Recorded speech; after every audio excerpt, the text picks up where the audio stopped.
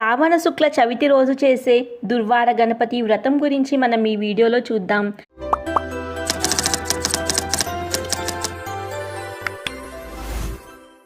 శ్రావణ మాసంలో శుక్లపక్ష చవితి రోజు దుర్వార గణపతి వ్రతాన్ని ఆచరిస్తారు. కొన్ని ప్రాంతాల్లో ఈ వ్రతాన్ని కార్తీక మాసంలో కూడా ఆచరిస్తారు. వినాయక చవితి రోజు చేసే పూజా విధానాన్ని ఈరోజు కూడా పాటించాలి.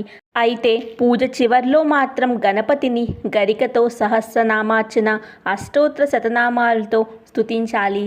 శ్రీ గణేశ పురాణంలో ఉపాసనాఖండంలో శ్రీ మహాగణపతి సంప్రోక్త సహస్రనామ స్తోత్రంలో ఉన్న శ్లోకం నభసే మాసి శుక్లాయాం చతుర్థ్యాం మమ జన్మని. ఈ శ్లోకమర్థం నభసే మాసి శ్రావణ మాసంలో శుక్లాయాం చతుర్థ్యాం శుద్ధ చవితి రోజు మమ జన్మాని నా జన్మదినమని అర్థం. ఈ శ్లోకాన్ని శ్రీ గణేశ పురాణంలో ఉపాసనాఖండంలో శ్రీ మహాగణపతి స్వయంగా చెప్పారు. గణపతి పూజలో వాడే 21 పత్రాలలో గరిక అంటే గణపతికి అమితమైన ఇష్టం. గరికతో పూజిస్తాం గనక ఈ స్వామిని దుర్వార గణపతి అని కూడా పిలుస్తారు. ఈ స్వామిని అర్చించేటప్పుడు జంట గరిక పోచులతో 21 సార్లు పూజ చెయ్యాలని నియమం ఉంది. యమధర్మరాజు కుమారుడు అనలాసురుడు. ఆయన అగ్ని సంబంధమైన తేజస్సుతో జన్మించాడు. అందువల్ల ఆయన శరీరం నుండి వచ్చే అగ్నిని ముల్లోకాలు భరించలేకపోయారు.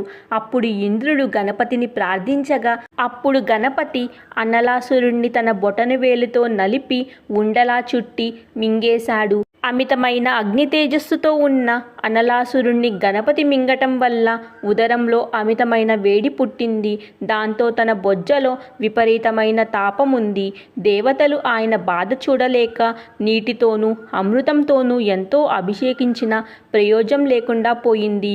నివారణ కోసం ఈశ్వరుణ్ణి ప్రార్థించగా అప్పుడు మహాదేవుడు జంట గరిక పోచులతో వినాయకుణ్ణి పూజించమని చెప్పాడు. సంస్కృతంలో గరికని దుర్వాలమని అంటారు. శివుడు ఇచ్చిన సలహాతో గణపతి తాపం వెంటనే చల్లారింది. ఆనాటి నుండి శ్రావణ శుద్ధ చవితి రోజు దుర్వార గణపతి వ్రతాన్ని ఆచరిస్తారు. ఈ దుర్వార గణపతి వ్రతాన్ని భక్తి శ్రద్ధలతో ఎవరైతే ఆచరిస్తారో వారికి సకల శుభాలు చేకూరుస్తాయని భక్తుల విశ్వాసం. చూశారు కదా గణపతికి ఎంతో ప్రీతికరమైన గరికతో చేసే దుర్వార గణపతి వ్రత విశేషాల గురించి. వీడియో మీద మీ అభిప్రాయాలను సూచనలు కమెంట్ రూపంలో చెప్పండి. ఈ వీడియో నచ్చితే కనుక లైక్ చేయండి. మీ ఫ్రెండ్స్ అండ్ ఫ్యామిలీ గ్రూప్స్కి షేర్ చేయండి. మరో వీడియోలో కలుద్దాం.